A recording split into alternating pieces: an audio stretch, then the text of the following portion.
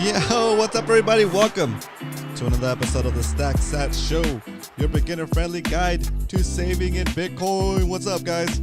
Man, wild stuff happening all over the place. Bitcoin's winning hard. We got some Michael Saylor stuff coming up. Cool interview we did, I think it was yesterday or this morning on Yahoo Finance. And we might have some new memes in the works based on that interview.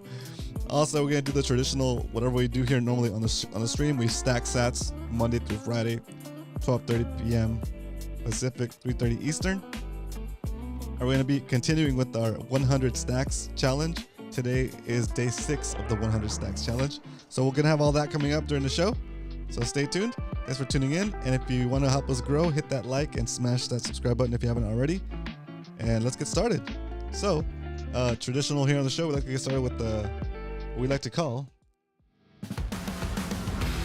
the sat strength. So we go over the price of Bitcoin and what it means to buy Satoshis. Today, the price of Bitcoin is $72,884 for a single Bitcoin. Or you can buy 1,372 Satoshis for a single dollar. What the heck is a Satoshi? A Satoshi is a fraction of a Bitcoin. Just like a dollar has 100 cents, a Bitcoin has 100 million Satoshis. So don't be discouraged by the $72,000 price tag. You can still buy fractions of a Bitcoin, and those fractions of a Bitcoin, called Satoshis, Sats for short here on the show, will still give you the same shield for inflation for that wealth. In other words, whatever money you put into that Bitcoin in Sats or in fractions of a Bitcoin, that money will continue to increase in purchasing power over time against the dollar. Okay, so if you're walking down the street, minding your own business, you look down, you see a penny, you pick it up, and all the day you could have 13 Satoshis. Oh my God. This is the lowest I've seen it on the show. When we started this show back in May, we're seeing days where you could get 39 Satoshis for a single dollar. For a single penny. Now we're getting 13 Satoshis, not even 14. J-Dub in the house. Round of applause from the live studio audience for J-Dub. Also, Hard Huddle came in here early. What up? Johnny Midas in the house as well. What up, Johnny? Welcome back. Thanks for tuning in, guys. 13 Satoshis for a single penny. How terrible. But still, when one Satoshi is worth 1 cent, I can't believe it's so close. I can't believe it's so close. Anyway, when one Satoshi is worth 1 penny, that means that Bitcoin is worth $1 million. Okay? Don't wait for Bitcoin to be worth $1 million for you to come over here and start stacking sats. Okay? Stack sats right now so you don't look back on this very episode and say, dang, I could have got 13 Satoshis for a single penny, and now I can only get 1. Right? Or when it flips, when it costs you 2 pennies to get 1 Satoshi, oh, dang, that's going to be crazy. Garrett, and that's what up, Garrett. Round of applause from the live studio audience for Garrett. What up? I like what you did there, Garrett. Bitcoin, let's go. All right, so that is the Bitcoin strength. What up, McLovin in the house? Round of applause from the live studio audience for McLovin. My new girlfriend tried to buy me Bitcoin because she knows how much I want it. Oh, that's a keeper. That's a keeper, Hard Huddle. That's a keeper right there. Right? That's so awesome. That's so awesome. All right, so let's talk about this Michael Saylor interview. I put the thumbnail up. I figured we would get some more people in here. And he had an interview on Yahoo Finance. I'm not sure if it was this morning or yesterday, but it's making the rounds. It's awesome. It's spawning a bunch of extra content everywhere. It's hilarious, but it's funny. All right, so we're gonna watch it. It's about 5 minutes long. Okay, so let's go over there and watch it, and then we will talk about it. Okay, here we go. Where's my screen? There it is. All right. Here we go. Well, despite declines for Bitcoin today, MicroStrategy shares Well, they're higher. TD Cowen raising its price target on the stock to $1,560. That's $1,560 after MicroStrategy increased its Bitcoin holdings by another 12,000 Bitcoin. The total holdings about 205,000 now. Joining me now, MicroStrategy Executive Chairman Michael Saylor. Michael, it's good to see you. It's been a little while. Thanks for having me, Julie. So I want to start. I know that you're bullish on Bitcoin. I think everyone knows by now that you see a long-term store of value in Bitcoin. And you have said that you see it as digital property as opposed to thinking of it as a digital currency. So if you could help me understand, as you add more to the company's balance sheet, what the sort of end game is for those holdings on MicroStrategy's balance sheet. Yeah, well, we think Bitcoin is the highest form of property. It's the apex property in the world, and it's the best investment asset. So the end game is to acquire more Bitcoin. Whoever gets the most Bitcoin wins. Well, there is no other end game. But Michael, I guess what I'm trying to understand. Let's go. We just coined another. He just coined another phrase. Like there is no second best.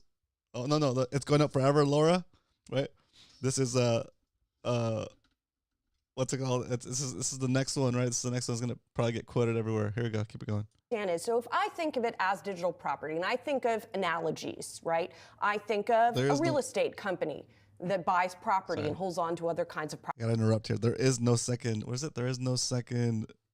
Oh, sorry. There is no other end game. There is no other end game. Bitcoin is the end game. And we should add Julie to the end of that, right? I know we didn't say Julie, but it's kind of similar to the there is no second. It's going up forever, Laura.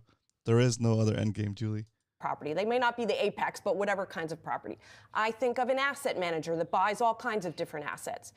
Eventually, they sell those assets in order to make profits. But I don't think that is your end game, right? You're not planning to sell the Bitcoin at any point. So kind of what is the purpose of it over time? Well, let's keep in mind the fundamental principle. What's the use case of Bitcoin? It's capital preservation. So if you have $1 billion and you live in South America, or you live in Asia, or you live in Africa, and you want the capital to last for 100 years, you're not going to want to buy $1 billion company or $1 billion building or $1 billion of land in any place in Africa. You're going to have to find some other form of property that you can hold for a long period of time. Let's take New York City. Developers of New York City in 1776 didn't have an end game. They've been raising capital. All right, that's pretty good. So I'm going to skip a little bit. I think it's here. Let's see. One aspires to hold the apartment for a few years, sell the apartment, and move out to New York. There is no place up from there. So New York City is the end game for people that want to live in the greatest city in North America. Bitcoin is the end game for anybody that wants to own the greatest property in the 21st century. Well, I guess that is the case, but I'm laughing because it's like you can see her trying to like process that, and like it's such a Bitcoin is such a different thing outside of the traditional system that like this lady, this is what she does for a living, right? She works in the traditional finance system. She understands most of the financial systems, but this is like so outside of that system that it's just hard for her to grasp. I think, like she hasn't had the hours of Bitcoin education that she needs to comprehend it, right? So when I imagine that from her perspective, Michael Saylor just seems like he's talking crazy, right? But I mean, the proof is in the pudding. Is there a price at which you would consider selling some of the Bitcoin, pulling out? So I mean, what price are you pulling out, boys? What price are you selling at? Put it in the chat. Because you can do something with New York City. You can live in New York City. You can have a business in New York City. What do you do with the Bitcoin besides it just gather value? Like besides it just gathering value. So like I'm gonna jump in real quick before he answers. Like as I was watching this, I was thinking to myself, if somebody were to ask me that question, what would I say? What do you do with the Bitcoin? Well, it shields you from inflation, right? So you're basically by not holding Bitcoin, you're getting poorer, right? So it's crazy. It just is the fact that the question's even being asked is a big tell that we're like so early. Well, the real estate developers in New York City, they're not buying the real estate because they want to live in it. They're buying the real estate because they expect because they want to sell it eventually, Michael. I mean, let's be honest. Most of the people who are, yes, sure, some people pass it on to their children, but like most of the people who are buying assets at some point want to sell the assets at a profit. So let me say it a different way. Okay. People that use fiat currency as a store of value, there's a name for them. We call them poor. Let's go. Damn, savage, but brutally honest, right? People who save in fiat, we call them poor, right? And it's just that's a straight cut through all of the shenanigans, any of the fluff. That's basically what it is, right? You save in dollars, you're gonna get poorer because you're getting debased. You save in Bitcoin, you're gonna get wealthier, or you save in assets, and the best asset is Bitcoin. So you save in assets, the wealthier you become, the longer you hold it, right? Let's keep listening. Okay. Anybody that's rich in the world, they own property. They own large swathes of land. The royal family of England, it didn't sell all of its property in central London in order to buy currency or paper money, nor did the royal family of Japan, nor did the royal family in the Middle East. In fact, they want to own the property forever. I want you to imagine Bitcoin it's a city in cyberspace that's 276 blocks wide, 276 blocks high, 276 blocks deep, about 21 million blocks. Let's go. Now imagine all 8 billion people in the world want to live there one day. They want to put their capital there. There's $900 trillion of wealth in the world. As people migrate from every other form of property and they've assets into cyberspace, you're going to see the Bitcoin network go from $1 trillion network to a 10x that to 100x that. And there really is nowhere else to go. It is the apex property. They put the price of Bitcoin yesterday when it came down like 1.2% during that recording. They put it over him talking about it just to like make sure that people don't get too bullish, right? That's hilarious. The human race. But anyway, that's an awesome take, an awesome interview because it makes sense, right? So how difficult is it to get in on one of these blocks Michael's talking about in this city in cyberspace that we call Bitcoin, right? It's not that hard. And you know what the beauty of it is that you don't even have to buy a whole block all at once, right? You don't have to buy a whole unit out of the 21 million, right? You can start with Satoshis, okay? You can buy fractions of that block and you're reaping the benefits of holding Bitcoin even with as little as $10, okay? It's insane. It's awesome. So that is pretty great. All right, so that should have been the Why We Stack segment, but let's just introduce the Why We Stack segment because we're here. Why We Stack. Okay. Just a real quick rant about why we save in Bitcoin, and it tells you right there, right? It's super easy. It's like a way, it's the lowest barrier to entry for you to have a real asset that is shielding your wealth from inflation and therefore making you wealthier the longer you hold it. That's why Saylor is buying so much, right? Because I'm not sure if it's later in the interview or a part of the interview that I didn't catch, but he says like whoever holds the more Bitcoin is gonna win, right? It's pretty straightforward. Whoever holds the most Bitcoin is gonna win, okay? And it's easy, right?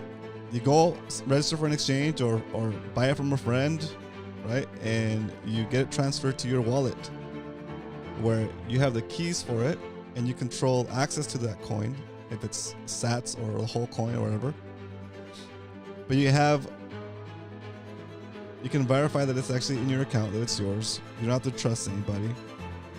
It's done.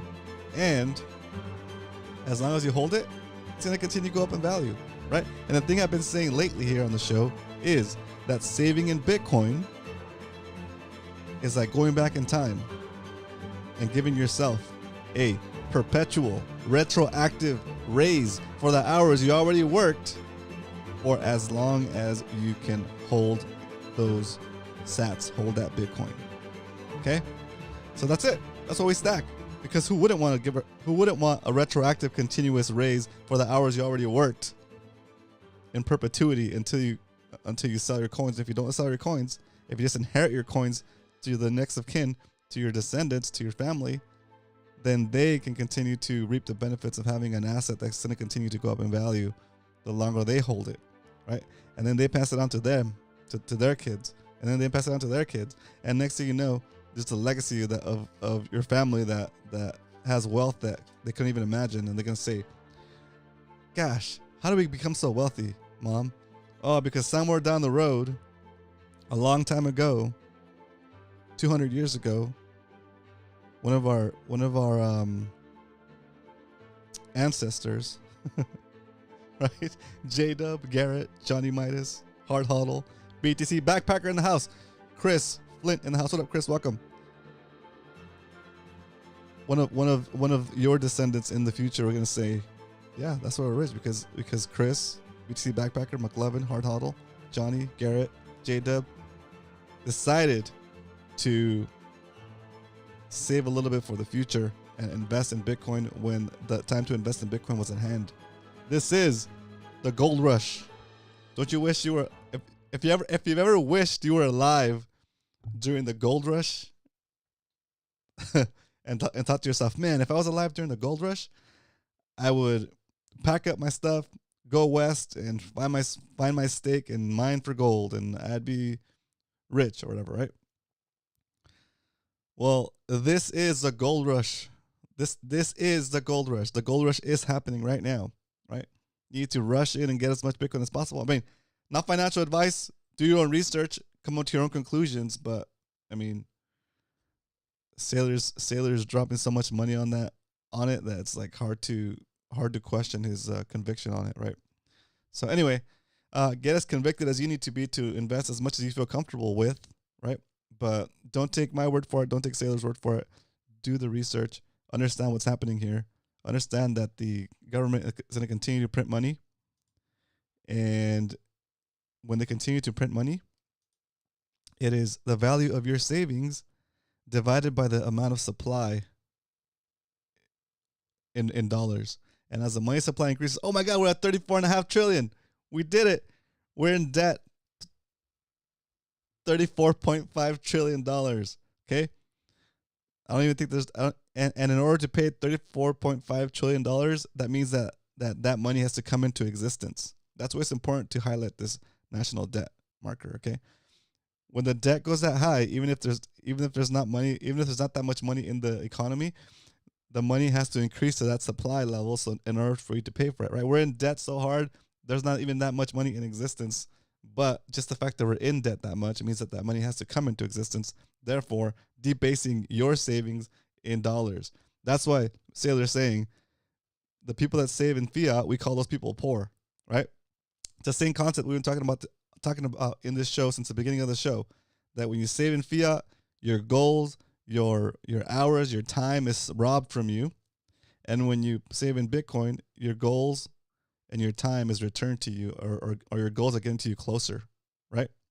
All right, let's get into these chats real quick because I see some good chats happening here. So Chris says, "What up, Chris? Welcome back. It's like back in the day, and they shot the gun, and you get the they shot the gun, and you get the land. In my opinion, max pain is that it keeps going up. Many have been burned with." Yes. So that is the legacy of poop coins, right? Tricking people into investing into the next Bitcoin.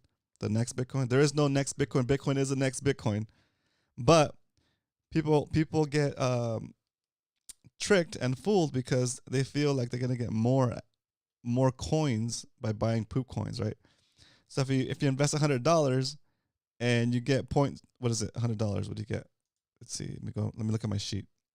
If you invest $100 and you get 0.001421 Bitcoin, or you invest $100 in like another, or like in some poop coin, and you get 1 million of those coins, then you feel better, right? It's like some kind of, I forget what the bias is called, but you feel better because you have more of that thing, right? It's better than having 0.000 whatever Bitcoin. Well, if you flip that, instead of saying I spent $100 and got 0.001421 Bitcoin, you can say how we say on the show here, I spent $100 and I got 142,510 Bitcoin. Unit bias, winner, chicken dinner. Hard Huddle got it. Hard Huddle knows what I'm trying to say. Yeah, it's a unit bias of getting more for more units, right? So let's change that a little bit, right? Let's refer to Bitcoin in Satoshis. Count your sats instead of counting your Bitcoin. And now instead of having 0.0014251 Bitcoin, you have 142,210 Satoshis. Okay, it's a lot better to say that, right? That's why we always mess around here on the show and say we're sat millionaires, because we've accumulated more than 1 million Satoshis, right? Okay, let's move on to the next segment of the show that's called Stack Recap, because we don't only talk about stacking sats and watch Michael Saylor videos all day. We actually go through and stack sats every Monday through Friday, 12:30 p.m., 3:30 Eastern. We're here buying a little bit of Bitcoin to add to our stack and get rich. I was kidding. What up? Leonard in the house. Woo! To conserve, to preserve, to augment our wealth. We're watching our wealth increase in real time. The more you save in Bitcoin, the sooner you'll be better off, and the less time it'll take for you to retire or do whatever it is you want to do. Quit your job, buy a car, have a down payment for a house, whatever. Okay? Did you see what Saylor said today? I did. We played a little bit of it. So here we go. Oh my God! I jumped into right into the big one, huh? Okay, so our whole show started back in May 2023, and we started investing $5 a day. Then we went to $10 a day. Then we went to $20 a day. Since then, we've invested $5,164, and our stack is now worth $10,477. We have accumulated 14.3 million Satoshis, and it's gonna take, if we were to buy the same amount of Satoshis today at the current price with the weaker dollars, it would cost us 102% more dollars to buy the same amount of Satoshis. That's crazy. Okay, so if you started stacking with us since the beginning of the show, congratulations, you've doubled your money. Pretty wild. But if you haven't already, don't be discouraged, because we started a new sheet in 2024 to track the same numbers. And just in 2024, if you started saving with us here in January, we started with $20 buys, and of course we spent $1,680 to buy 3.5 million Satoshis, and those Satoshis are now worth $2,626. In other words, we would have to pay 56% more weaker dollars today to buy the same amount of Satoshis. 3.5 million. Wild, right? It's pretty crazy. Okay, so on top of that, if you haven't heard yet, there's a challenge on TikTok. I don't know if it's banned. I don't know if TikTok is banned yet. It might get banned, but there's a challenge on TikTok. It's called the 100 Envelope Challenge. And in this 100 Envelope Challenge, people set up 100 folders and they number them 1 through 100, and then they put, for 100 days, they fill up one of the envelopes with whatever money is on that number. So envelope 10 gets $10, envelope 90 gets $90. And it doesn't matter which envelope you fill out in what order, but you can't miss a day, and you have to fill out all 100 envelopes. By the time you're done saving those envelopes, or saving in those envelopes, you end up saving about $5,050, and it takes you about 3 months and 10 days to do that. This is the challenge, right? That is a challenge that's really popular on TikTok right now. So I took that challenge and said, forget that. I'm not going to save my money, and I'm not going to save my value in dollars. I'm going to take the same concept and I'm going to change it. I'm going to make it the 100 stacks challenge. So in the 100 stacks challenge, it's similar. Okay. We have lines 1 through 10. For these, normally would be 1, 2, 3, 4, 5, 6, 7, 8, 10, but we're doing 10s because that's our minimum purchase amount on Swan. Okay. So the first 10 is $10 for those 10 days. Then it goes $11, then it goes $12, $13, and all the way to 100. Okay. So far, we've been buying the heavier hitters. We've been buying the larger numbers because I know that if I buy the larger numbers now, the price of these sats that I'm saving are gonna go up and eventually give me a better return 3 months from now than if I was saving cash. Okay, so this is the 100 stacks challenge. We're currently at day. We bought, was it 5 times? 1, 2, 3, 4. Yeah, we're on day 6 of the challenge. So I'm gonna pick one of these lines today. I think today I'm gonna do line 96. I'm gonna buy $96 worth of Bitcoin today on the show after we stack for our normal DCA, so I can add another entry into the 100 stacks challenge. Okay, it's a lot of stuff to talk about, but let's just get it done. Okay, if you want to get access to this spreadsheet, it's called my Sat Tracker. If you're starting to DCA into Bitcoin, you want to track the same way I track it with my little sheet. There's going to be a link in the chat put up by the Nightbot for the Sat sheet. That'll give you a template to clone this one, and you'll be able to track your own Bitcoin. If you want to do the 100 stacks challenge, there's another template that I made that you can also download, or make a clone of it in Google, and you can start tracking your 100 stacks challenge. All right. So it's just a fun way to continue to stack sats and save in Bitcoin, which is basically the whole premise of today's show, of this whole show. Okay. All right. There it is. Template to do 100 stacks Bitcoin savings challenge. All right. Now that we know where we're at and we can see that the price of Bitcoin is above our average buy price, we're buying $20 today for our DCA. And then we're also buying $96 for our 100 stacks challenge. With that said, nothing else left to do, but it's time to stack some sats. All right. As you guys know, I like to stack over on Swan Bitcoin because they let you schedule a DCA. They let you automatically withdraw to your cold storage at no additional fees. That's pretty sick. I like that. I'm gonna put a link here in the chat. If you're not set up to stack yet, check out Swan. That link in the chat will give you $10 of free Bitcoin when you sign up and start saving, start using your account. Okay. So that said, here we go. All right.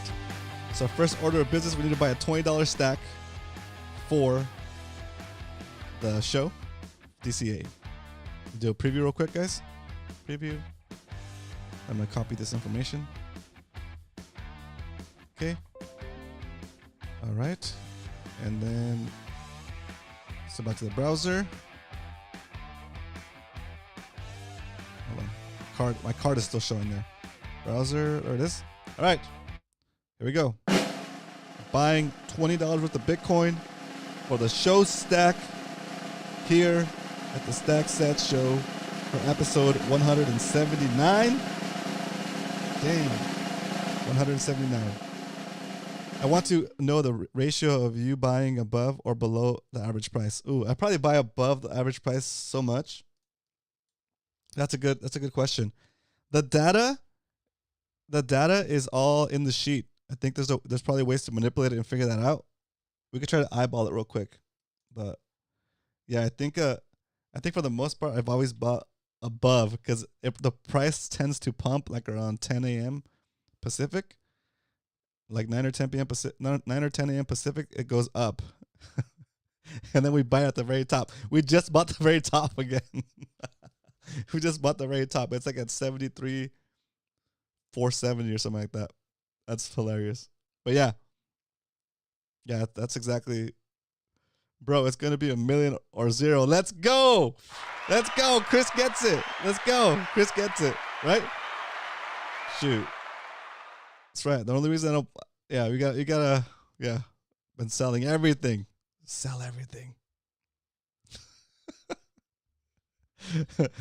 All right. So, and if it's going to a million or zero, then why wouldn't you buy at 0.07 million? If it's going to a million, why wouldn't you start DCAing at 0.07 million if it's going to a million? I know you feel stacking daily is the best, and I agree. The 100 envelopes challenge gives you the opportunity to pick the $50 range as a default. If there is an all-time high, select low amount. If it's a dip, pick a. Oh, you're right. That's true. That's true, Garrett. That's true. Carlos Aramillo, what up? Wait. The show started early. No. The show always starts at 12:30 p.m. Pacific Standard, 3:30 Eastern. Oh yeah, hard huddle. I'll get that for you in a little bit. Stay tuned to the very end. I'll get that. I'll get you my seed phrase, okay? So you can back it up for me. Just kidding, guys. Don't give anybody your seed phrase, okay? If you get an email from your wallet provider saying they need your seed phrase to confirm that you are who you are, don't send it. It's a scam. It's a trap. Okay? Nobody should ever have to ask you for your seed phrase, okay? You don't need to give anybody your seed phrase. That was the PSA, but it's a hilarious comment. I love it, hard huddle. All right, well, this thing is going. Let's populate the sheet with today's buy. But I see your point, Garrett. It makes sense. You could definitely do that. So 73,000. No, 1324. Oh my gosh, this is the biggest, this is the most expensive we've bought so far, I think. 73,532. Dang. And we bought $20. And the yield is 0.000269227 Bitcoin. In other words, 26,927 Satoshis. $20 is only getting you 26,000 Satoshis. $20 was getting you 45,000 Satoshis at the beginning of the year. Oh my gosh. Yeah, that's about right. It's about half. Damn, that's crazy. All right. Our show stack is up to 3.6 million Satoshis. If you're stacking with us and you're in the millions of Satoshis, congratulations, you Satoshi millionaire. All right. Let's take this information and put it into the other spreadsheet. Right here. So we have the whole history of the whole show. All the buys that we've done on the show are on this sheet. So if you ever wanted to check it out, go back and do some research and check out the maybe answer Hard Huddle's question is how many times out of the times we buy on the show did we buy at the all-time high? Today for sure we bought an all-time high or the local high. Okay? But still we don't care because we know it's going up forever, Laura. So even with that, even buying at all-time highs, we're up 103% right now in our holdings for the show. It's freaking crazy. Crazy. It's wild. All right. Back to the 100 stacks challenge. Garrett has a great point. On days like today when we're at all-time high, you could do a $10 stack. And if you think it's going to come back down to give you a better entry, right? But nah, I'm too bullish. Even at the local all-time high, I'm still gonna buy the biggest bunch I could buy because in all honesty, if it was me and I was not doing the challenge, but I had $5,000 to invest, I would just smash buy. I would just smash buy. I'm already doing my. I would anyway. That's just me. Okay, because the difference in the Satoshis you're gonna get at this level might not be worth the risk of missing the next move. And then the next move is near. The next move is near. Does anyone else here get tons of spam calls? Oh yeah, I get spam calls too, Chris. There's a way to like when you don't accept the call to report it as spam, and then it kind of gets blocked. You just have to like start doing that, and eventually it'll work its way through the system, and you'll get less and less. But it's a pain in the butt. Okay, so it's still going. Come on, it's taking too long. I'm trying to run a show here, Swan. I'm trying to run a show here, Swan. Jeez. All right, let me see what's going on here. I'm just gonna close that. It's gonna continue to process, I think. Yeah, it's still pending. Okay, cool. Well, that's pending. We already got all the details. We already made the purchase. It's gonna go in at the whatever price we got it at. And so, let's see. Today,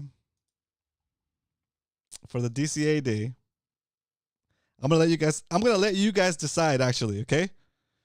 Do we buy line 96 today, or because it's at a local all-time high, or let me see. Start a poll. What line to buy?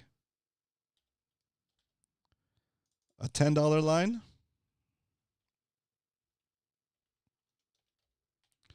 or 96? Okay. I'll do whatever you guys decide in the chat. Okay. But be ready. These are gonna be the consequences of your decisions, boys. Here are the consequences. We buy the $96,000 one. Sorry, the $96 slot, and it pumps, and we're good. We're in because we got cheap sats at cheap relative to future price, or we only do a $10 buy today. We buy a $10 line today, line 2, and get some sats and continue the challenge because we're hoping for the Bitcoin price to go down and and tomorrow be able to buy a bigger amount at a cheaper price. What do you say? What say you in the chat? Check out the poll. Let me know. We're doing a $10 stack or a $96 stack. There's 2 votes, and it's a tie. It's a dead heat. 50-50. A $10 stack or a $96 stack today. What are we doing? What are we doing?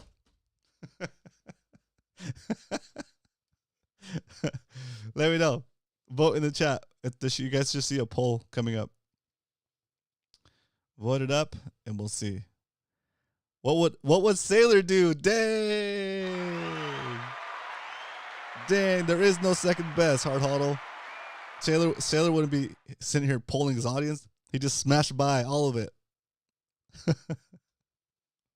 All right. So if the poll is a tie, I'm gonna choose 96. Okay, I'm gonna choose 96 if the poll is a tie. Okay, wrapping it up. I'm giving you guys 10 more seconds to vote. If the poll is tied, I'm gonna go with 96.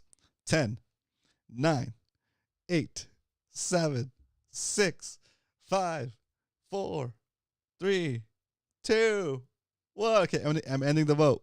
Let's see. Drum roll, please. Oh, 96 won anyway. Let's go. You bunch of bullish dudes. Oh my gosh.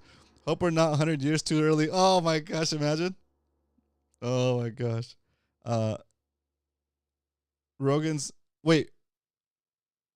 Oh, that's funny. All right, cool. All right, so based on the poll, we're gonna do a $96 buy here at the local top of $73,390. It's all right. Okay. 96. Boom. 96. That's a good one. I forgot about Voltar. Let's go, Voltar. Voltar speaks. There is no second best. Let's go. If you're new to the chat, if you're new to the stream and you don't know, Voltar is our resident fortune teller. He is Bitcoin bullish. He's a bullish Bitcoin fortune teller. Boltar speaks. If you want to ask Boltar a question, type in !Boltar and then ask your question. He'll answer your question, but only ask really important financial advice, life advice questions that you will 100% take his opinion on. Just kidding. Just kidding. It's for entertainment purposes only, guys. Come on. Okay? But ask Boltar. I want to see you guys ask questions to Boltar in the chat. Thanks for doing that, Hard Hall. I completely forgot about Boltar. All right. Here we go. We're doing a $96 buy today for the 100 stacks challenge. Here we go. Preview the screens. Here it is. All right. Let me get the screenshot real quick for the records. Boom. Boom. Boom. All right. Here we go. Doing another buy. $96. It's costing us 95 cents in fees. Here we go. It's going. All right. We'll put on some chill music since we stacked that so hard today. We're doing it, boys. We're doing it. While that's processing, we're gonna update the spreadsheet. Line 96 today on 3/13/24 at the price of $73,614. What a rip.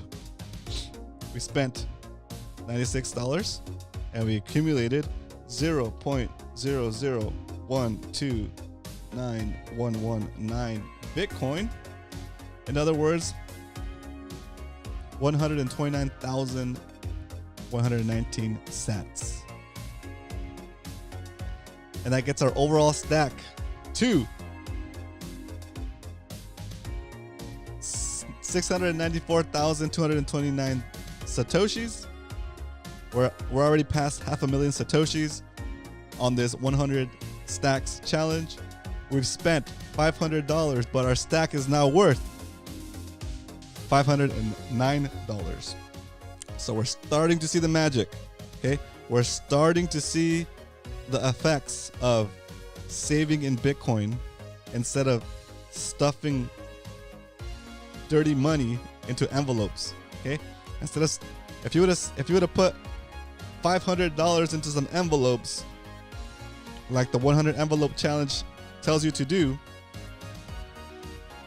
those $500 already lost you 1.91% purchasing power. It looks like $500, but is it? It's not the same $500 that you had a couple of days ago.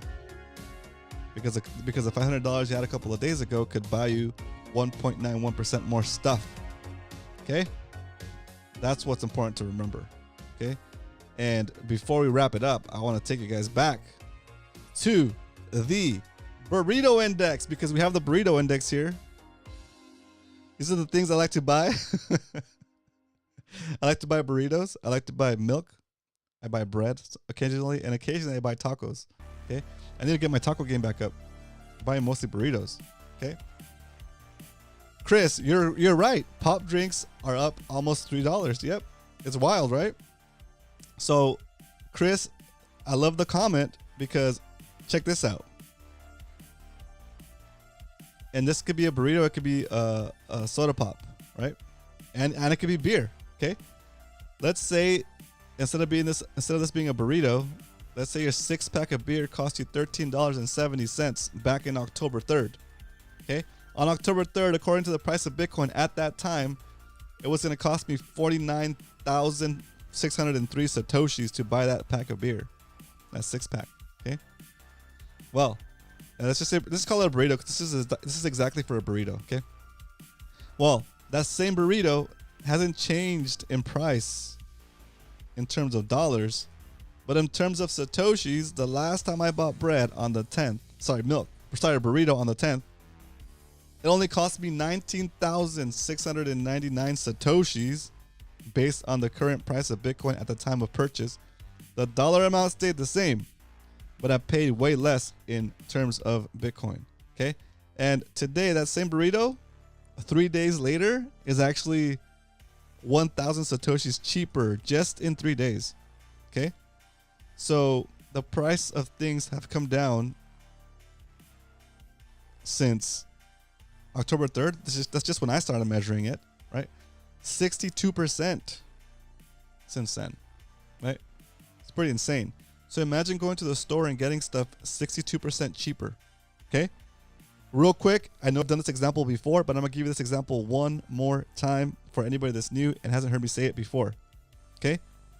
When you're making a minimum wage, and let's say you're making a minimum wage of $13.70,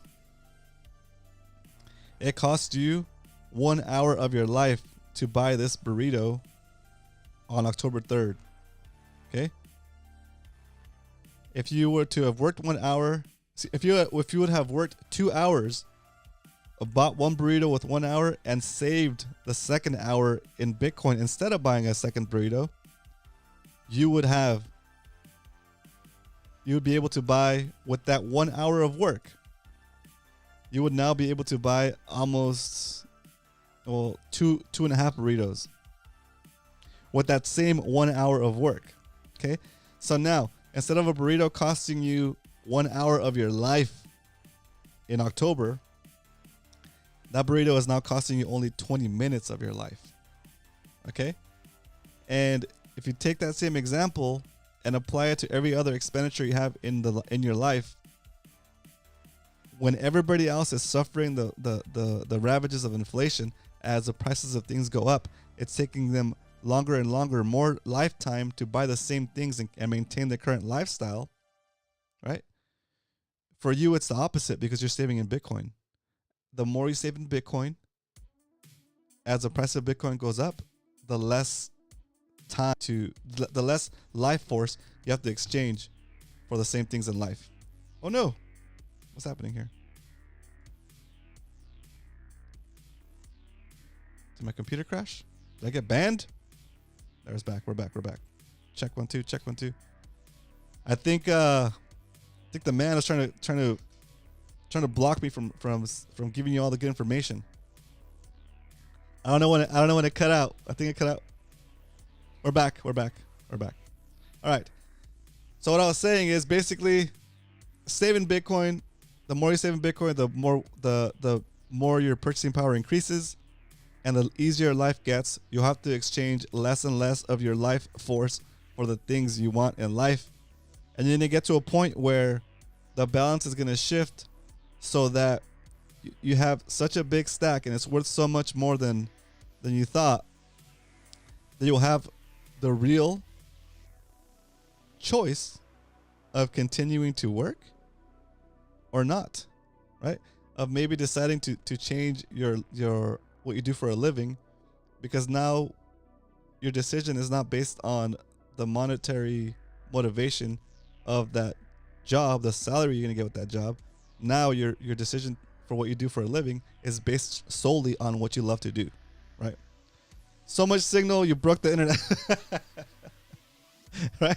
So when that time comes, that is why I stack right there. That's why I stack. Because I know that if people are given the opportunity to stop money chasing, right? Where you can choose a career that you want to do because that's the thing you love, everybody benefits from that. I benefit from you doing what you love to do. I mean, there's exceptions to that, right? Not if you're like an arsonist or something, right? But if you want to do something positive with your life, and it's maybe not as lucrative as you thought, because it's not lucrative, right? But it would be a good thing to develop and innovate on for the sake of humanity. But there's just no money in it.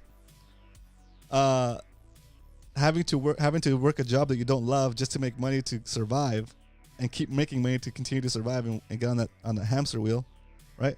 Doesn't benefit society, right? It doesn't really benefit anybody but the people that you're working for and the people that are in charge of the whole system. Okay, but if you give people the opportunity to do a career they love, right, in a field that maybe is not so lucrative, But who cares if it's not lucrative? If it's something you love and money's not an issue, you could do some discoveries or innovate in ways that have never been possible before, because there's never been that amount of human intellect and human effort towards that thing, because everybody's effort has been redirected by the money chasing to take jobs that are incentivized to keep making money and more profits, and basically just greed, right? So, and if you don't do that, you kind of shooting yourself in the foot, because the way the society is set up, you have to do that, right?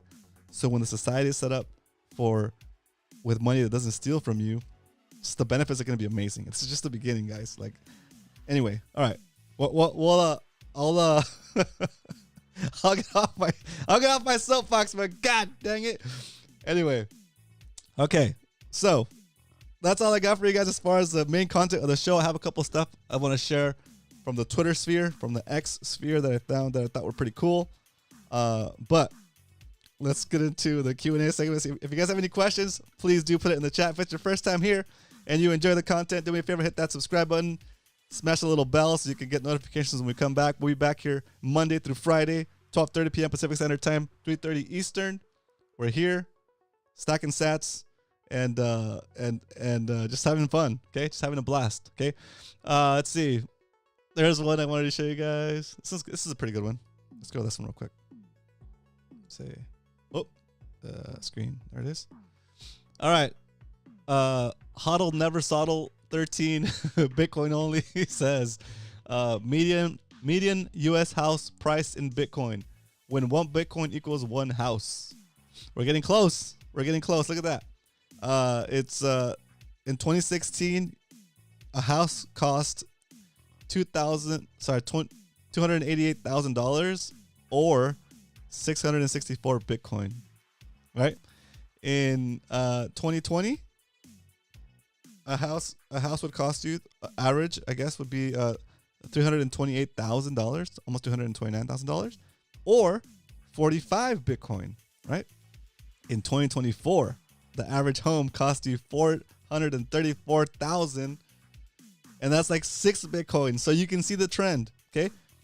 This post is pretty much the burrito index, but the house index, right? It's showing you that even though the price in dollars is going up, the price in Bitcoin is still going down. So the more Bitcoin you hold, the more prosperous you'll be in the future, because prices of things are dropping in terms of Bitcoin, right? Wild, right? For your dedication to spending this thing. Oh, thanks, McLovin. I appreciate that, dude. Thank you. Sailor just raised $500 million right now. What? Probably to join the envelope challenge. Oh, let's go. Michael Saylor's in the envelope challenge. He's gonna stack like what is it? 1,000 Bitcoin every day. That guy's sick. It's crazy. Okay, so that said, that's pretty cool, right? It's pretty cool. All right, I have another one in here. What is this? We'll do this one tomorrow. We'll do this one tomorrow. It's pretty good. Yeah, it's pretty good.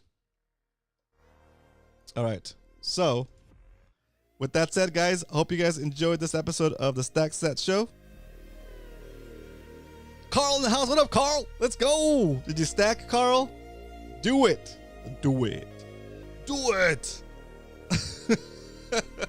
Get to the chopper. Stock. All right, boys.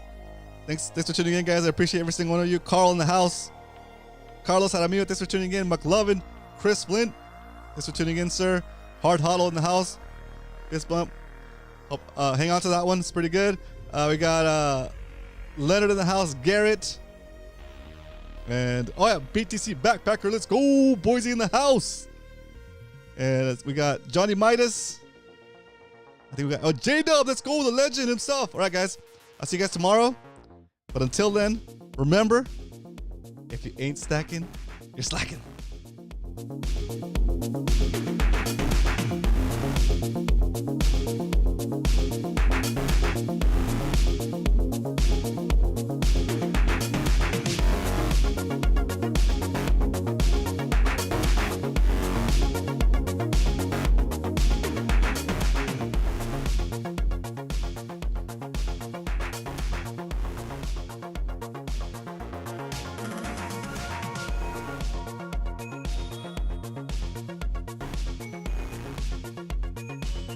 Let's go. One more like. Let's go. One more like.